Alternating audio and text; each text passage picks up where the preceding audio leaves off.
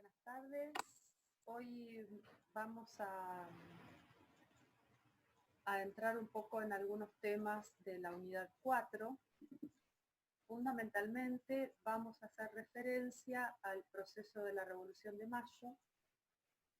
Es un tema de bastante complejidad.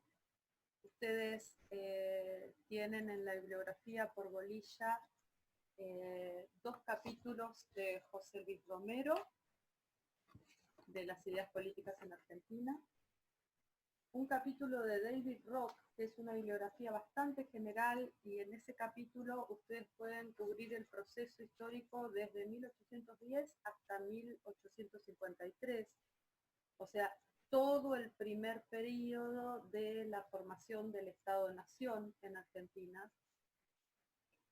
Y lo que vamos a hacer a lo largo de la clase de hoy es establecer algunos puntos de contacto que son ejes conceptuales para la comprensión de este periodo, 1810-1853.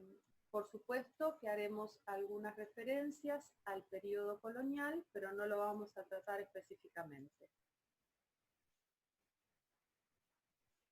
Si hay algo en qué pensar para entender la Revolución de Mayo, es básicamente que debemos crearnos una especie de ubicación histórica en un proceso en el que el Río de la Plata deja de pasar de su estado colonial a tratar de formar un Estado-nación.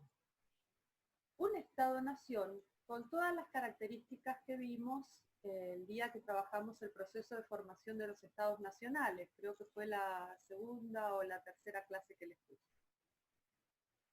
Y en este sentido, debemos pensar también en lo que hace referencia a la bibliografía de la unidad 1 de Abelardo Torres, en que un Estado-nación se constituye como tal a partir de los procesos de formación del Estado-nación moderno cuando tiene determinadas características. Y para ser muy simple, tenemos que pensar que un Estado-nación tiene primero un pueblo, una población a la cual hace referencia. A partir de los estados-nación modernos, esa población está atada, por decirlo de algún modo, a una circunscripción territorial, por lo cual también tenemos que pensar que ese Estado-nación va a tener jurisdicción sobre cierto territorio. Con población y con territorio no hacemos Estado.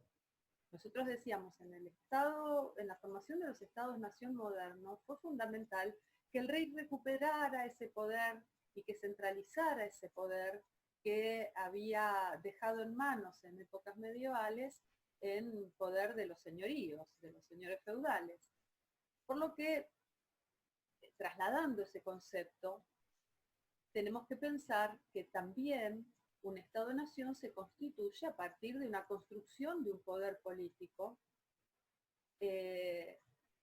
con referencias institucionales, y ese poder político con referencias institucionales, a partir del lenguaje de los derechos que vimos en la última clase de Revolución Francesa y Liberalismo, va a estar pensado en función de ese Estado mínimo al que hacíamos referencia, de un Estado que proteja los derechos individuales, que crea en la soberanía del pueblo o de la nación o de los pueblos, como van a decir los distintos teóricos de la Revolución de Mayo, y que todo eso tenga una base jurídica en leyes.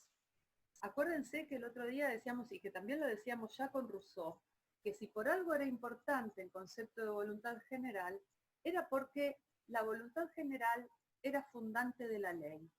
Y la ley le volvía a los individuos sus derechos naturales. Rousseau va a ser en muchos de los doctrinarios de la Revolución de Mayo, un eje fundamental. De hecho, Moreno, el secretario de la primera junta, tradujo a Rousseau en el Río de la Plata. O sea, se intentaba que Rousseau fuera una fuente doctrinaria para el periodo de formación del Estado-Nación en Argentina, entre otros ilustrados. Quiere decir, población, territorio, poder traducido en instituciones de gobierno, ley, sistema económico. Cuando veíamos, como otro aspecto, cuando veíamos los estados-naciones decíamos, si sobre algo tuvo que constituirse el nuevo poder del rey para superar la fragmentación del poder que había habido en la Edad Media, era justamente sobre los poderes locales. Y esa constitución de cierta centralización del poder en quien gobierna es central en el proceso de formación del Estado-Nación en Argentina, con muchísimos vaivenes, de los cuales intentaremos dar cuenta sintéticamente. Territorio, población, gobierno en poder, gobierno en instituciones, sistema económico. Un sistema económico que, por supuesto, va a tener que estar basamentado en cierta recaudación de ese Estado nuevo. Y por eso también al sistema de impuestos colonial lo tuvo que reemplazar todo un nuevo sistema de constitución de un sistema de poder y de generación económica que no difería demasiado del sistema colonial, pero sí cuyos aportes fundamentales ahora iban a ser parte del nuevo Estado. Para pensar en el sistema económico, necesariamente hay que pensar en el periodo anterior, que es el último periodo colonial, en el cual en el Río de la Plata se había constituido como eje productor fundamental la estancia colonial.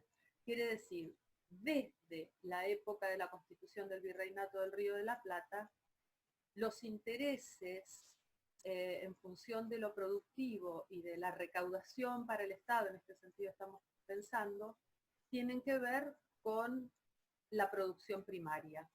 Una producción primaria que en tiempos de la estancia colonial estaría signada por la producción de cuero y de tasajo, la carne seca que comían los esclavos, y que además tenía que ver con las demandas que el sistema internacional de ese momento, fin del siglo XVIII, estamos en plena revolución industrial en el mundo, y plena división comercial del mundo y dominio de los mercados mundiales por parte de Inglaterra, una producción comercial que iba a satisfacer la demanda externa. Y la demanda externa en tiempos de todo el fin del periodo colonial, estamos hablando de 1776, la fundación del virreinato, por decir una fecha, pero durante todo el siglo XVIII, y hasta por lo menos 1850, va a estar signada, /70, va a estar signada por la producción primaria en lo que había sido la estancia colonial y lo que seguirá siendo la producción primaria en primer tiempo independiente. Esa producción primaria va a satisfacer al mercado mundial de cuero, tasajo y cebo. Cuero para la industria británica. Tasajo, porque el tasajo es la carne seca, la proteína que comen los esclavos de las economías de plantación del mundo, y el intermediario de las economías de plantación del mundo es Inglaterra. Es quien comercializa los productos industrializados, quien se lleva las materias primas y quien comercializa los esclavos en el mundo. Y el cebo es la iluminación del mundo en ese momento, las velas, para decirlo claramente. Quiere decir, pensar en la constitución de un Estado-nación nos lleva a pensar en todos estos aspectos.